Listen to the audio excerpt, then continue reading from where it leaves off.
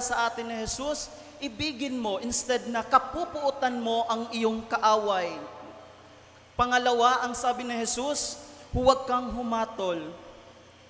Huwag kang magparusa.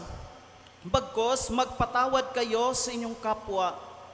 Mga kapatid, minsan nauuna ho ang ating mga panghuhusga kaysa ho sa compliment na dapat nating gawin sa ating mga kapatid, no? Ano ang sabi sa Ebanghelyo ni San Mateo? Ang panghuhusga daw ay palatandaan ng sariling kapansanan na dapat munang harapin at ayusin, no? Na dapat ito ang gawin natin. At sa halip na hanapin natin ang mali ng isang tao, dapat ho tignan daw muna natin ang magagandang bagay na nagawa nito o nila. Kaya mga kapatid, paanyaya sa atin ni Jesus, huwag ho tayong humatol, huwag tayong magparusa, bagkus magpatawad tayo sa isa't isa. Kaya mga kapatid, alam kong napakahirap mahalin at magpatawad sa mga taong nagkakasala ho sa atin dahil sa nakasalalay ho ang ating pamantayan at nakadepende ho ang ating puso at isip hindi sa Diyos, no? Nakasentro tayo sa ating mga puso at isip, hindi sa pamantayan ng Diyos. At ito ang nagpapahirap sa buhay at puso natin sa tunay na pakikitungo at pakikipagkapwa natin, no? Kaya kapag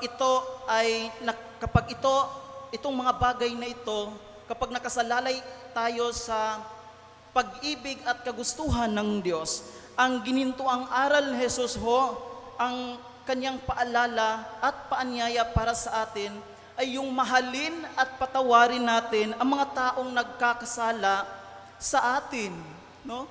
Kaya ito yung aral na ipinaparating sa atin, ang ginituang aral ni Jesus para sa atin. Ito ang magandang bagay na maaari nating ibigay sa ating kapwa, no? At kung magawa natin ito, ibubuhos ng Diyos ang kanyang dakilang biyaya na nag-uumapaw, siksik at liglig na biyaya para sa atin, sa isa't isa sa atin.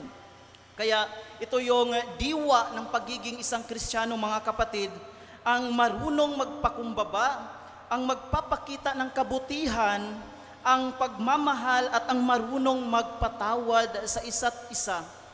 At kung maisabuhay natin itong turo ni Jesus, naniniwala ko na ang Diyos ay pagpalain tayo ng masaganang pag-ibig sa isang maayos at pakikitungo at pakikipagkapwa.